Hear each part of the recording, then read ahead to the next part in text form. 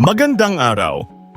Sa video na ito, tatalakayin natin ang mga pamantayan sa pamimili na makatutulong upang maiwasan ang pagsasayang ng pera at makagawa ng mas mahusay na desisyon.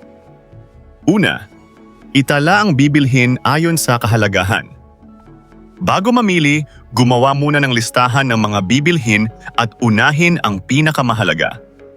Sa ganitong paraan, maiiwasan ang pagbili ng mga bagay na hindi naman talaga kailangan. Ikalawa, suriin ang kondisyon ng gamit. Mahalagang tingnan kung maayos, matibay, at walang sira ang bibilhing produkto. Nakakatulong ito upang masiguro na sulit ang perang gagastusin. Ikatlo, iwasang bumili ng hindi kailangan. Huwag basta-basta bumili dahil lamang sa uso, maganda, o gusto sa unang tingin. Mas mabuting pag-isipan muna kung talagang magagamit ito at may pakinabang sa araw-araw. Ikaapat, iwasan ang pagbili ng gamit na second-hand kung hindi sigurado sa kalidad. Bagamat mas mura ang second-hand na gamit, kailangan pa ring suriin kung ito ay maayos at ligtas gamitin. Kung hindi sigurado sa kondisyon nito, mas mabuting humanap ng mas maaasahang pagpipilian.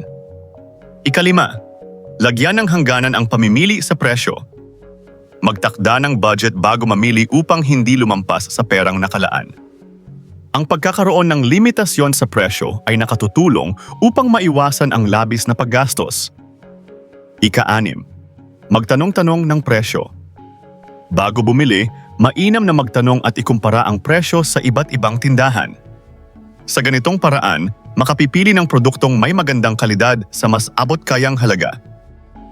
Ika-7, isipin ang pakinabang na matatamo sa bibilhin. Tanungin ang sarili kung paano makatutulong ang produkto at gaano ito kadalas magagamit. Mas sulit bilhin ang isang bagay kung ito ay may malinaw na pakinabang at pangmatagalang gamit. Ika-8, piliin ang wastong panahon sa pagbili. May mga pagkakataong mas makakatipid kapag bumili sa tamang panahon, gaya ng sale o promo. Ngunit siguraduhin pa rin na kailangan ang bibilhin at hindi lamang nadala sa murang presyo. Ika-9, piliin kung saan mainam bumili. Pumili ng tindahan o pamilihan na kilala sa maayos na serbisyo, patas na presyo, at magandang kalidad ng produkto. Mahalaga rin na bumili sa lugar na mapagkakatiwalaan upang maiwasan ang panloloko o depektibong gamit. Sa kabuuan, ang matalinong pamimili ay hindi lamang tungkol sa paghahanap ng murang produkto. Ito ay tungkol sa wastong pagpaplano, pagsusuri, at pagpili ng mga bagay na tunay na kailangan at kapaki-pakinabang. Sa pagsunod sa mga pamantayang ito, mas nagiging responsable tayo sa paggamit ng pera at mas natututo tayong pahalagahan ang bawat binibili natin. At dyan nagtatapos ang ating aralin tungkol sa pamantayan sa pamimili.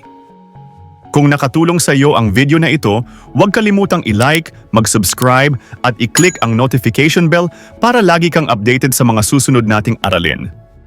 Hanggang sa muli, maraming salamat sa inyong panonood.